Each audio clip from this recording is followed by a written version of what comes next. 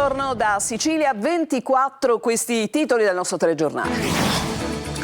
Termini Imerese vendeva la compagna per 100 euro. Ad ogni incontro sessuale l'obbligo era che lui partecipasse. Arrestato l'uomo che faceva prostituire la convivente approfittando della sua vulnerabilità psicologica. Siracusa alza il tiro, la criminalità in città, esplose 2 bombe carta contro altrettanti negozi, cresce la paura per le azioni del racket delle estorsioni, le associazioni ai commercianti mai pagare e denunciare subito.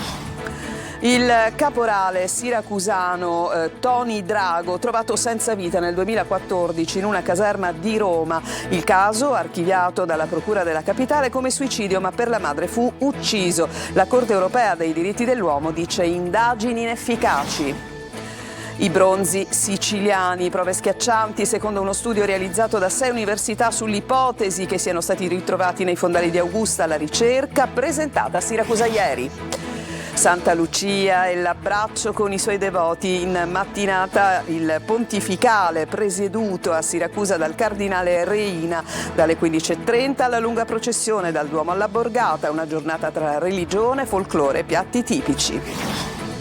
Un biglietto per pregare Sant'Agata e polemica in cattedrale a Catania nel primo giorno del percorso turistico Arte Ecclesia. Gli organizzatori rispondono. Il calcio, terza vittoria consecutiva per il Palermo. Ieri sera nell'anticipo al Barbera finisce 1-0 contro la Sampdoria. Rosanero risalgono in classifica e sono terzi, almeno per una notte. Serie C, il Catania domani sul campo del Potenza per rinsaldare il primato in classifica dalle 14 su Telecolor. L'appuntamento con diretta stadio.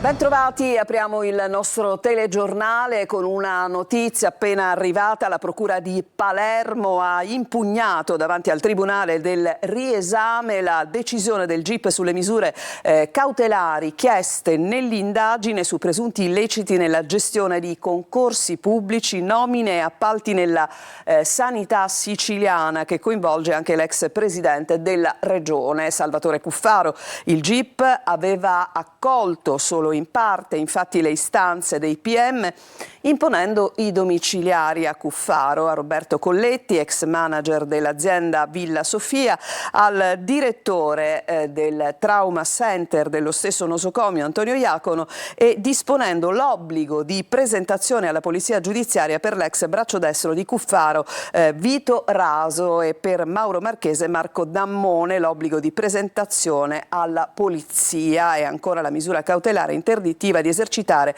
attività imprenditoriali. Per gli altri il GIP aveva rigettato la richiesta della Procura. Altri particolari su questa notizia nel corso della prossima edizione del nostro telegiornale. Adesso andiamo a Termini Imerese. Un uomo faceva prostituire la compagna per 100 euro a patto di partecipare a questi incontri. È stato arrestato dai carabinieri. Il servizio è di Marco Gullà. Faceva prostituire la sua compagna a patto che al sesso partecipasse anche lui, che guardasse semplicemente o fosse uno degli uomini a sottometterla. Poco sarebbe cambiato. I carabinieri del nucleo operativo e radiomobili del reparto territoriale di Termini Imerese hanno eseguito un'ordinanza di custodia cautelare in carcere nei confronti di un uomo di 57 anni accusato di favoreggiamento e sfruttamento della prostituzione.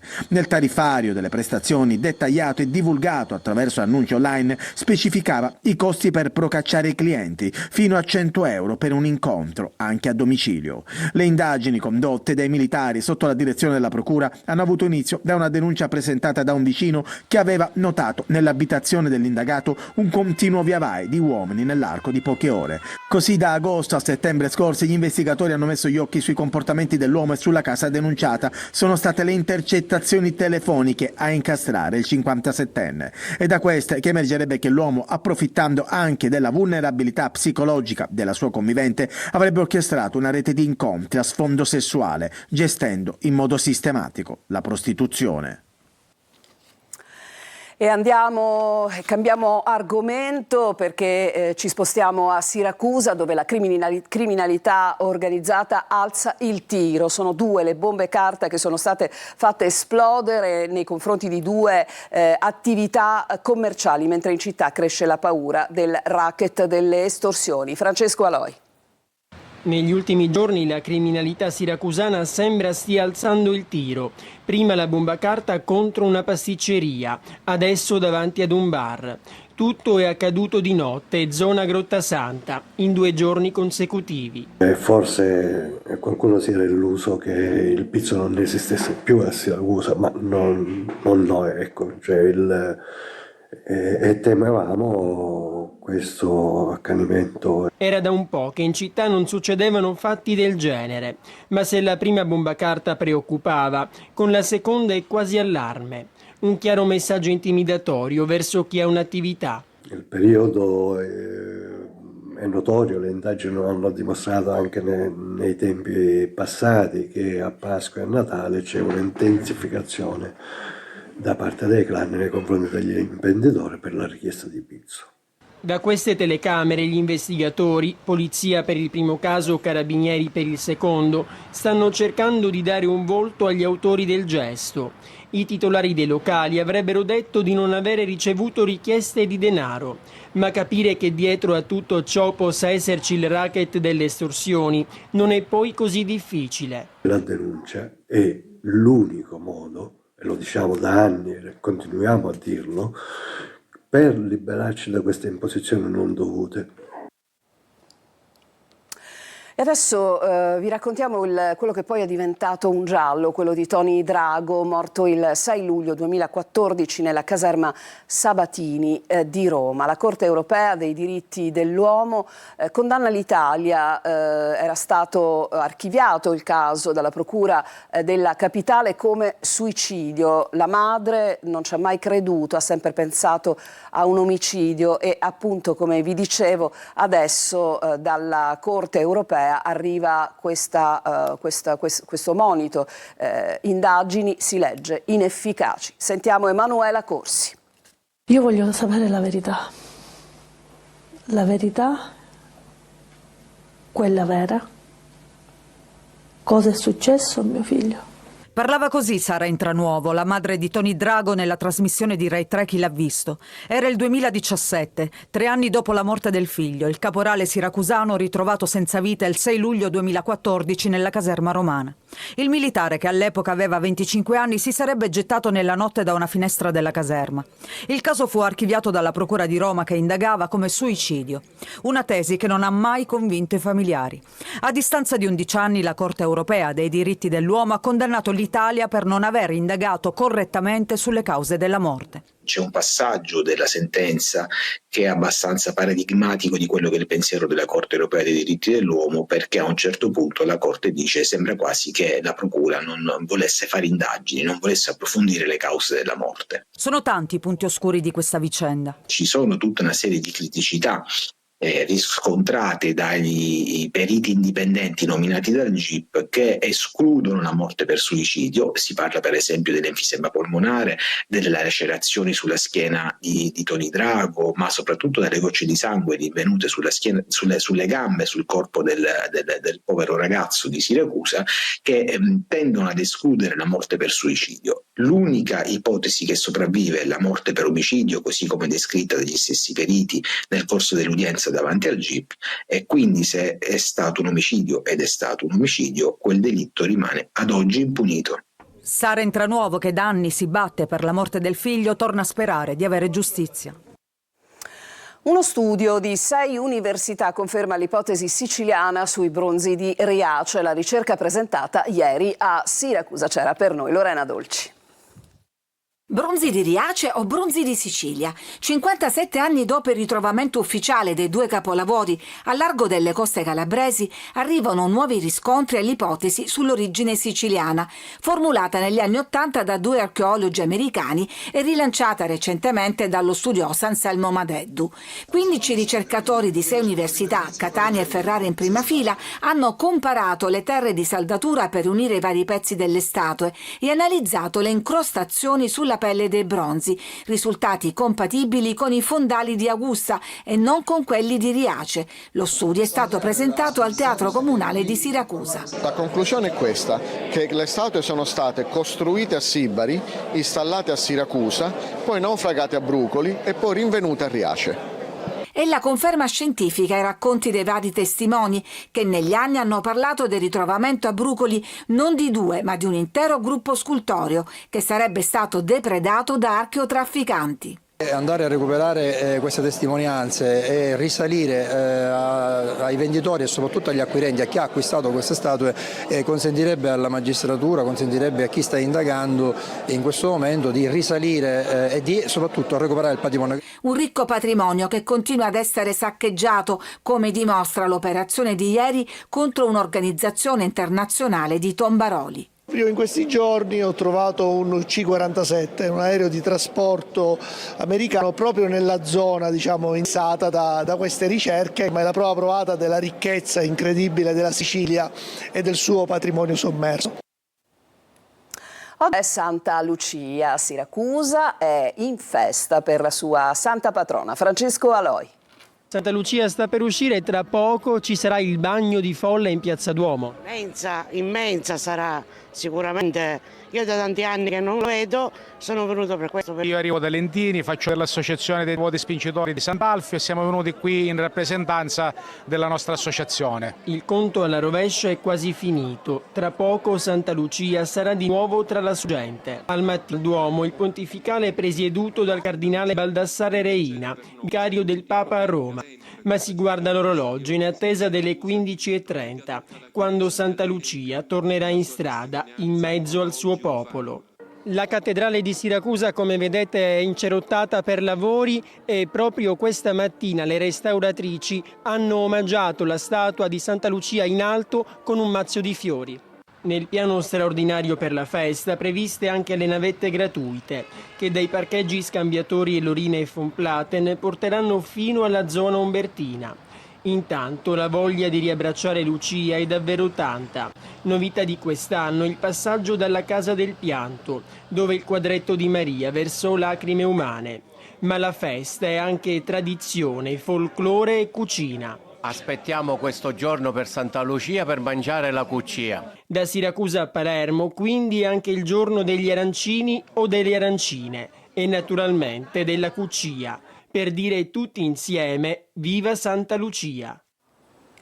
Adesso vi raccontiamo di una polemica che è scoppiata a Catania, in cattedrale, dove serve un biglietto per entrare, ma tutto questo nell'ambito del primo giorno di Arte Ecclesia. La cosa ha creato chiaramente qualche fraintendimento, qualche difficoltà anche per chi è semplicemente un devoto e vuole entrare per una preghiera. Il nostro Tonino De Mana è stato appunto lì, ha raccolto anche la risposta degli organizzatori. Sentiamo. È assurdo che per poter fare una preghiera a Sant'Agata ed entrare in chiesa mi sono stati chiesti dei soldi di pagare un ticket per entrare in chiesa. Amarezza e delusione nelle parole di Valentina, che in mattinata si è vista chiedere dei soldi per entrare in cattedrale a Catania e fare una preghiera a Sant'Agata. Partenza forse con qualche incomprensione per l'innovativo parco culturale con percorso turistico integrato chiamato Arte Ecclesia Catania, finalizzato a valorizzare il patrimonio ecclesiastico della città, coniugando fede, arte e turismo. Di fatto, diversi fedeli sono stati fermati all'ingresso del Duomo, come racconta la stessa Valentina. All'ingresso mi trovo un tizio con un cartellino attaccato al collo che mi ferma e mi dice: signora, dove sta andando? Io ho detto educatamente, ho risposto: mi sto recando in chiesa per fare una preghiera alla Santuzza. Questo tizio mi dice: signora, per entrare deve fare il biglietto alla botteghino, al ticket, perché chi non è residente non può entrare senza pagare. Porte, anzi portoni della cattedrale aperti e nessun biglietto per pregare Sant'Agata, anche se c'è un distinguo, come spiega Paolo Babbo, amministratore Arca, già gestore del Museo Diocesano. I turisti sono chiamati, così come in tanti altri luoghi d'Italia, d'Europa, del mondo, a pagare un ticket per poter usufruire dei servizi aggiuntivi che sono connessi a questa attività. La fede di Agata è in tutto il mondo, quindi si può essere anche turisti e devoti, e in questo caso cosa fare? I miei collaboratori, le persone che stanno lavorando qui, mi hanno segnalato uno, forse 2 casi di persone che hanno chiesto questa cosa. Vogliamo precisare che per vedere Agata e per far pregare Agata non si paga? Sì, i fedeli, coloro che vogliono entrare in una chiesa per pregare, entrano per pregare, specificando agli operatori che entrano per pregare.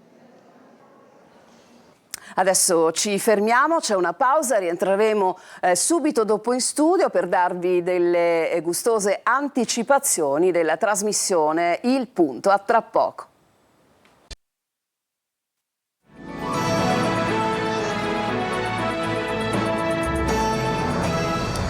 Seconda parte di Sicilia 24, ve l'avevo detto prima della pausa, con me c'è Luca Ciliberti, pronto per anticipare quelli che saranno gli ospiti, importanti come sempre, gli argomenti della sua trasmissione. A te Luca. Grazie Roberta. Allora, oggi parleremo di sanità perché è stato l'argomento della settimana per tanti aspetti, per tante sfaccettature, e quindi racconteremo anche insomma, lo stato di salute degli ospedali siciliani, e poi parleremo ovviamente di finanziarie perché si sta discutendo all'Arsa la finanziaria regionale, vediamo cosa c'è e cosa non c'è per i siciliani, quali sono le misure che ci interessano di più. Questo è proprio il periodo, alla fine dell'anno, in cui si discute la finanziaria. Oggi apriremo 2 finestre dal vivo, una con Atreju, quindi Roma, la Convention Nazionale di Fratelli d'Italia, dove praticamente ci sono tutti i siciliani, sono partiti, ecco perché poi c'è anche il caro voli, perché hanno preso in questi giorni tutti l'aereo per andare a Roma. E poi apriremo la finestra sulla festa regionale dell'unità che torna a Catania, quindi insomma da un lato la destra, il centrodestra, dall'altro il centrosinistra,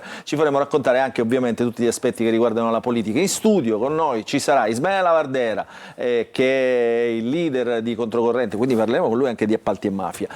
Poi parleremo, poi ci sarà con noi Fabio Mancuso, sindaco di Adrano, pezzo da 90 di Grande Sicilia, quindi con Raffaele Lombardo, e Nicola D'Agostino che ci racconterà un po' lo stato di salute di Forza Italia. Quindi insomma c'è tanta carne al fuoco. Hai dimentichi qualcosa? No, niente? Qualcosa ci sarà in mezzo, ovviamente giornalisti, opinionisti. Vabbè, allora, non resta che vedere, che sintonizzarsi dopo il telegiornale con Il Punto e con Luca Ciliberti e la collaborazione della collega Simona Mazzone. È finita la pace, il crollo dell'ordine internazionale e il diffondersi di nuovi scenari è stato il tema che si è affrontato ieri sera ad Acireale durante un dibattito alla presenza del giornalista e analista politico Paolo Valentino e dell'ex ministro Mannino. Orazio Longo.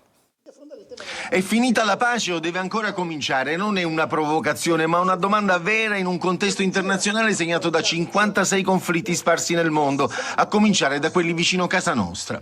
Dall'Ucraina al Medio Oriente tramonta il mondo che abbiamo conosciuto, dobbiamo imparare la guerra per evitarla? Se lo sono chiesti durante l'incontro dibattito organizzato dal Comune che si è svolto ad Acireale, nella sala Cosentini, alla presenza del giornalista e analista politico Paolo Valentino, firma del Corriere della Sera, e dell'ex ministro Calogero Mannino. È venuto meno quell'equilibrio politico che aveva aspetti paradossali, no? Determinato dalla guerra fredda. In una situazione nella quale torna d'attualità, diciamo, la rivalità tra grandi superpotenze, gli Stati Uniti, la Cina, la Russia, l'Europa, che non ha una difesa comune, rischia di rimanere completamente marginalizzata. L'Europa ha tanti punti di forza, a cominciare dal mercato che è più grande di quello degli Stati Uniti, dice Valentino, ma il problema è che l'Europa non mette insieme i suoi sforzi, quindi non è in grado di dotarsi di una difesa che non serve a fare la guerra, serve ad evitarla, serve a scongiurarla, ma se non si ha una capacità difensiva, una capacità strategica forte, non si riesce a incidere negli avvenimenti. Speriamo di essere a un passo dalla pace, anche se ci sembra una pace ingiusta, perché non tutte le paci sono giuste, quindi una pace che riconosce la vittoria ingiusta a Putin, che con la complicità di Trump e che sacrifica gli interessi non solo dell'Ucraina ma anche dell'Europa, credo che sia una cosa pericolosa. Musica e solidarietà al Teatro Massimo Bellini di Catania, che ha ospitato un concerto jazz promosso dal Rotary Distretto 2110 Sicilia e Malta, sostegno dei programmi umanitari della Rotary Foundation, la struttura filantropica impegnata in progetti globali di pace, salute e istruzione, tutela ambientale.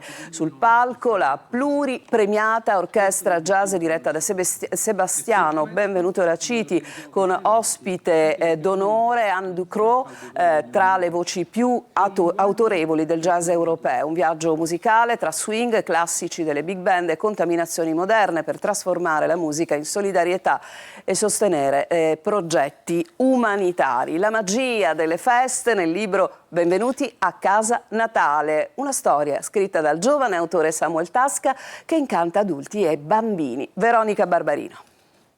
In una fredda notte di dicembre, mentre una tormenta avvolge tutto, prende vita una storia capace di riportare la magia del Natale nei cuori di grandi e piccoli. È la storia raccontata nel libro Benvenuti a Natale. Protagonisti Greta e Nicola, un'anziana coppia senza figli, la cui vita viene sconvolta ma anche illuminata dall'arrivo inaspettato di 3 piccoli orfani. È il mio primo romanzo e cerca di portare un messaggio di generosità e di come un singolo atto di generosità può veramente cambiare il destino di chi lo riceve. Nicola, infatti, colpito dalla dolcezza dei bambini, decide di compiere un gesto semplice ma destinato a diventare leggendario.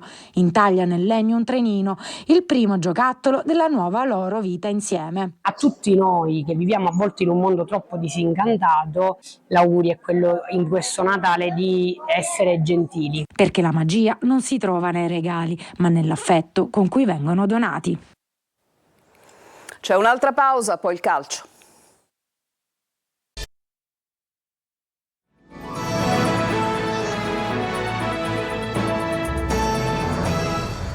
Siamo al calcio, ancora una vittoria per il Palermo. Ieri sera nell'anticipo rosanero vittoriosi al Barbera per 1-0 contro la Sampdoria. Il servizio.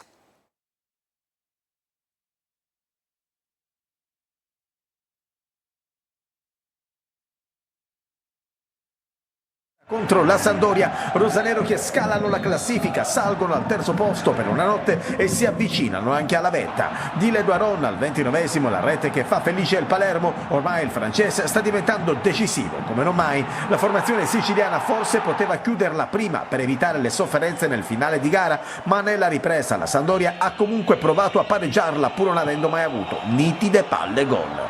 Il Palermo porta a casa 10 punti nelle ultime 4 partite, una remontata. Ma andiamo alla cronaca. Inzaghi non cambia nemmeno una virgola. In avanti ci sono Palumbo, Ledoiron e Poyampalo. Al 6° minuto proprio Poyampalo a un passo dal gol. Bellissima azione del Palermo che coinvolge Eugène Ledoiron, il finlandese è lanciato a rete ma disturbato, tira al lato. Poi dopo 2 minuti è Augello a sfiorare la rete del vantaggio. Il Palermo gioca meglio e mette alla corda la Sampdoria. Ranocchia, tiro a giro, palla deviata miracolosamente da Guidotti. 29esimo, Palermo in vantaggio. Palumbo apre per Ledoiron, bravo il francese ad entrare in aria e tirare in porta. Guidotti questa volta non è impeccabile, è 1-0.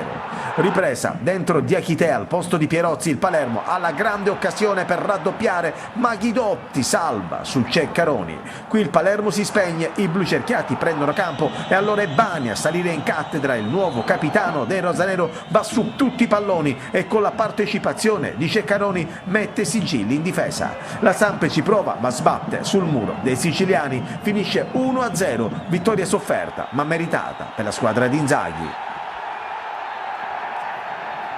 Subito col Catania, domani a Potenza, le ultime ce le racconta Marco Carli. Un'altra tappa verso quella che il Catania vorrebbe sia la sua scalata. Per saperlo bisognerà attendere la fine del percorso. Intanto c'è un primato da difendere e appunto un altro tassello da provare a mettere. Forti delle convinzioni accumulate e memori del fatto che vanno aumentate di gara in gara attraverso i risultati e le prestazioni. A Potenza Toscano ha qualche alternativa in più, di certo a centrocampo, dove il rientrante di Tacchio, lievemente favorito nel ballottaggio, si contende 2 maglie su 3 con Corbari e Quaini. Poi lunetta a sinistra con D'Ausilio e Jimenez trequartisti trequartisti, Conforti in attacco e Allegretto in difesa. Caturano scalpita e magari sogna di sbloccarsi proprio in quella che è stata casa sua. Inoltre c'è qualche recupero per un utilizzo limitato a partite. Contro c'è un Potenza aggravato dagli infortuni, tutto in attacco, ma che ha alternative valide proprio nel reparto avanzato. Questa è una partita da prendere con le molle contro una squadra da 5 risultati utili consecutivi in Coppa. La cosa più importante è che tra i convocati sia Donnarumma che Pieraccini. Martic ancora no, avrà bisogno di qualche altra settimana. Ritorna Di Tacchio dalla squalifica, quindi già è una buona notizia. Non è tanto la formazione che ha giocato la partita scorsa, ma è l'atteggiamento che ha avuto tutta la squadra. Quello dobbiamo mantenere, a prescindere dalla formazione, dagli 11 che inizieranno e che i 5 che subentreranno. Potenza Catania sarà seguita da Telecolor con diretta stadio, più di 3 ore live, collegamenti con il Viviani, commenti da studio e alla fine le interviste in anteprima. Al punto, e vi ricordo che Sicilia 24 tornerà alle ore 19.